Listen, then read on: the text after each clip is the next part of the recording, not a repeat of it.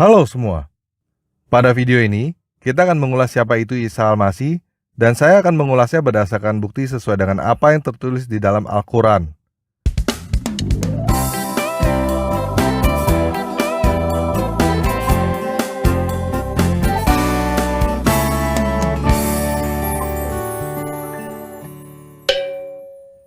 Sumber ayat-ayat Al-Quran yang saya kutip berasal dari situs kemenak.go.id.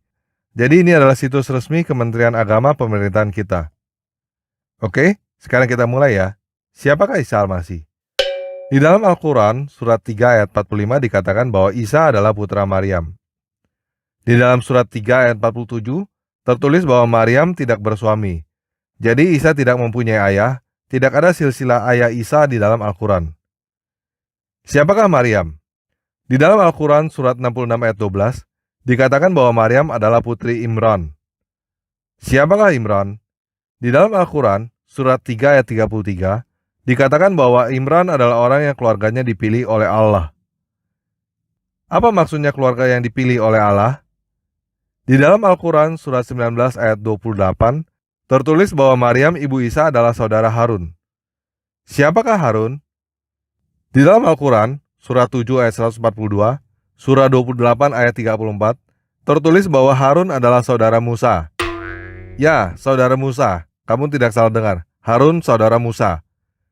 Jadi Isa adalah anak Maryam tanpa ayah, cucu Imran, keponakan Harun, keponakan Musa. Penjelasan tentang keluarga Isa yang berdasarkan Al-Quran adalah seperti ini. Apabila ada penjelasan lain tentang keluarga Isa, sumbernya pasti bukan dari Al-Quran atau hanya tafsir. Jika teman-teman membaca Alkitab, teman-teman pasti langsung tahu bahwa ada yang berbeda antara silsilah Yesus dengan silsilah Isa. Yesus mempunyai ayah yang bernama Yusuf dan ibu yang bernama Maria. Yusuf dan Maria adalah keturunan Raja Daud yang berasal dari suku Yehuda. Sedangkan Musa yang mempunyai saudara bernama Harun, saudari bernama Miriam, ayah yang bernama Amran, berasal dari suku Lewi. Yesus berjarak puluhan generasi dari Musa. Zaman Musa kira-kira 1600 tahun sebelum zaman Yesus. Oleh karena itu kita harus memeriksa lebih lanjut siapakah Isa yang ada di dalam Al-Quran. Al-Quran adalah kitab suci seluruh umat muslim. Seluruh umat muslim percaya bahwa Al-Quran adalah wahyu dari Allah melalui Nabi Muhammad. Al-Quran dijaga oleh Allah. Al-Quran di seluruh dunia sama dan tidak berubah. Tidak ada satu kesalahan pun di dalam Al-Quran. Di dalam Al-Quran, surat 4 ayat 82 dikatakan bahwa jika Al-Quran bukan dari Allah, maka akan banyak pertentangan di dalamnya. Jadi, jika ada satu ayat di dalam Al-Quran yang salah, berarti seluruh Al-Quran salah. Jika Al-Quran salah, umat muslim sudah gak punya lagi pegangan iman sama sekali. Jadi jika Isa yang dimaksud oleh Nabi Muhammad adalah Yesus, berarti silsilah Isa yang di dalam Al-Quran salah. Sedangkan Al-Quran tidak mungkin salah kan? Al-Quran adalah wahyu Allah melalui Nabi Muhammad. Mana mungkin Allah yang maha tahu tidak tahu tentang silsilah Yesus kan? Jadi bagaimana cara mempertahankan silsilah ini supaya Al-Quran tidak salah? Jadi bagaimana cara membela Allah, Nabi Muhammad, dan Al-Quran? Jika kamu memperdebatkan silsilah ini dengan umat muslim, maka kamu akan mendapatkan salah satu atau semua jawaban seperti ini.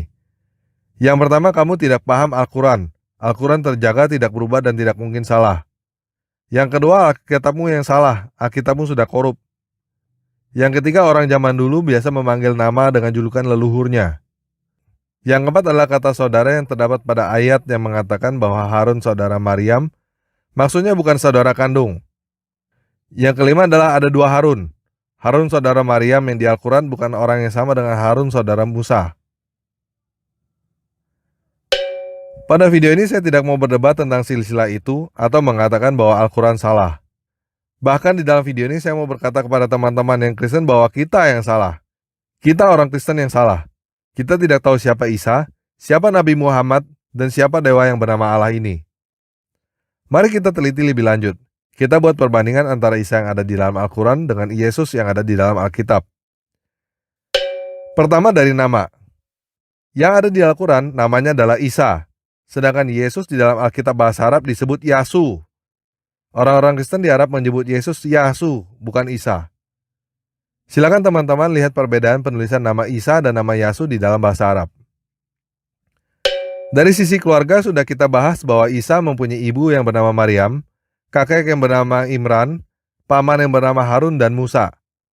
Sedangkan Yesus mempunyai ayah yang bernama Yusuf, ibu yang bernama Maria, kakek dari ayah bernama Yakub, kakek dari ibu bernama Yoakim. Jadi Isa dan Yesus berasal dari keluarga yang berbeda. Di dalam Al-Quran surat 19 ayat 23 mengatakan bahwa Isa lahir di bawah pohon korma, sedangkan Yesus lahir di kandang domba. Teman-teman, apakah ada yang pernah mendengar klaim bahwa Yesus meramalkan kedatangan Nabi yang bernama Ahmad? Teman-teman tahu klaim itu berasal dari mana? Dari Al-Quran, bukan dari Alkitab.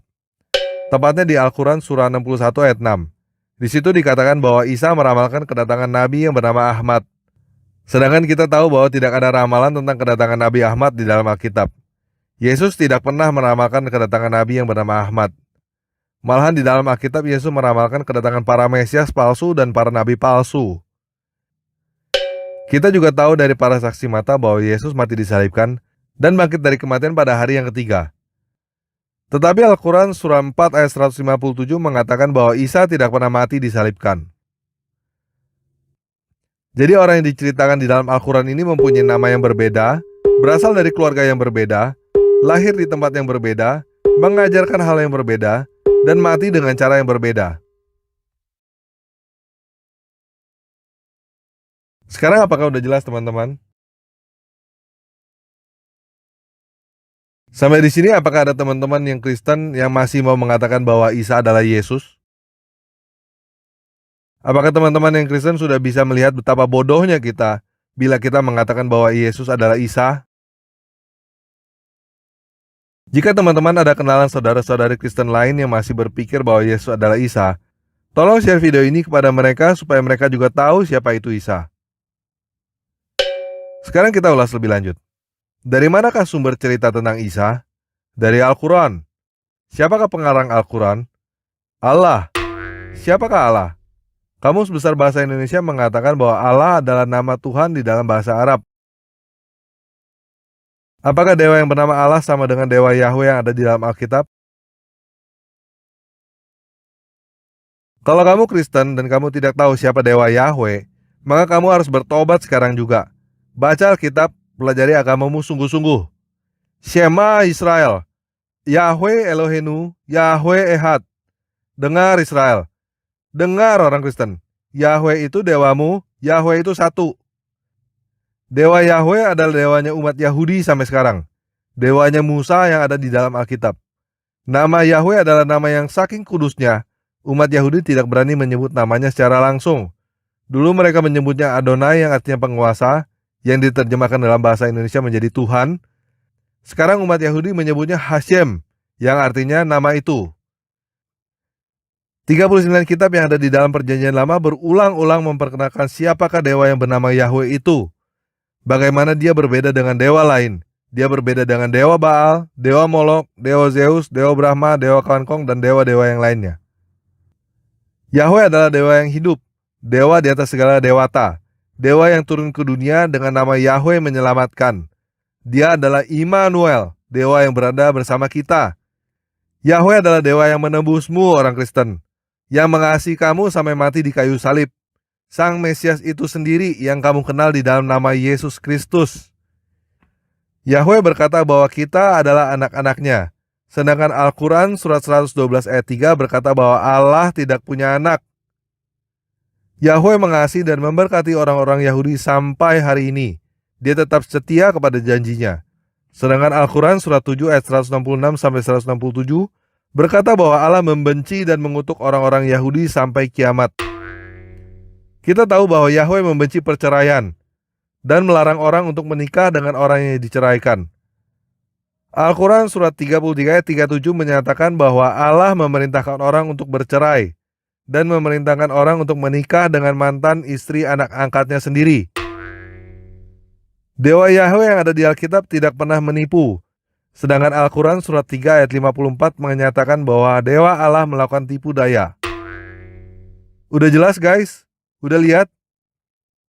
Apakah udah lihat dengan jelas seperti apa dewa yang bernama Allah itu? Apakah kamu masih mau berkata bahwa Allah adalah bapamu sedangkan dia sudah berkata bahwa dia nggak punya anak? Apakah kamu masih mau bernyanyi-nyanyi meninggikan nama Allah padahal di dalam Al-Quran surat 9 ayat 5, Allah menyuruh orang untuk berperang melawanmu orang Kristen? Apakah teman-teman sudah mengerti bahwa menerjemahkan God menjadi Allah di dalam Alkitab adalah kesalahan fatal?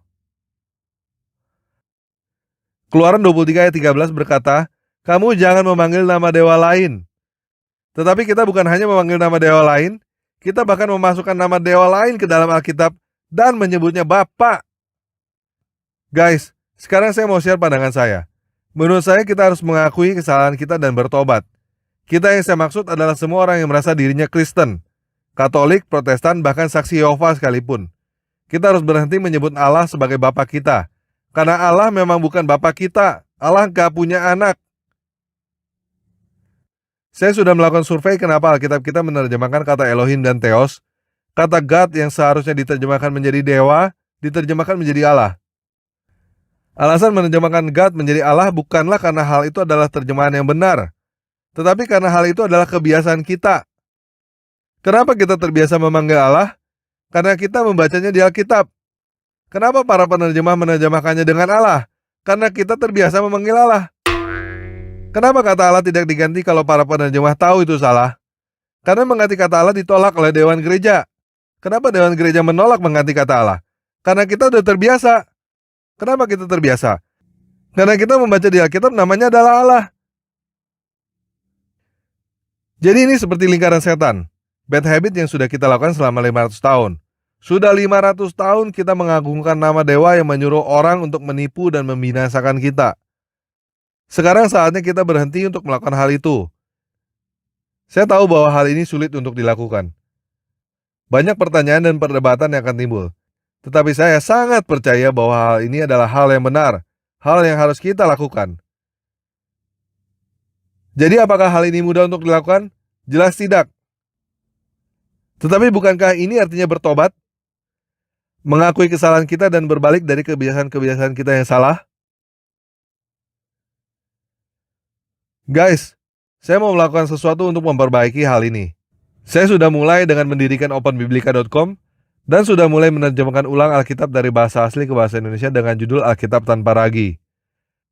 Saya tidak berusaha untuk mendirikan aliran Kristen yang baru atau pengajaran baru. Saya berusaha untuk menerjemahkan Alkitab secara profesional, sesuai dengan kamus bahasa Indonesia, dengan terjemahan yang tepat tanpa kebiasaan-kebiasaan buruk kita seperti menyebut nama dewa lain untuk mengganti nama dewa kita. Pada video ini saya mau mengajak teman-teman untuk mendukung apa yang saya lakukan. Hal ini bukan hal yang mudah bagi saya. Saya butuh dukungan teman-teman semua, walaupun denominasi kita berbeda. Teman-teman bisa mendukung apa yang saya lakukan dengan berbagai cara.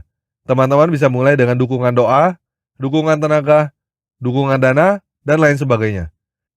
Teman-teman juga sudah mendukung apa yang saya lakukan hanya dengan subscribe, like, dan share video ini. Supaya semakin banyak saudara-saudara seiman kita lainnya yang paham bahwa Isa bukanlah Yesus dan Allah bukanlah dewa kita. Sekian video kali ini. Bapa kita yang di langit, dewa yang kita kenal di dalam putranya yang tunggal Yesus Kristus, penguasa kita, memberkati kita semua. يا رب يسوع بشكرك لأنك أنت إله صالح وأمين. يا رب مشيئتك إنه كل الناس تعرفك وتخلص. يا رب هاي هي صلاتي يا رب في هذا اليوم. يسوع يا مالك الملوك، استقبل روحك القدس. يسوع بهديك كل السجود.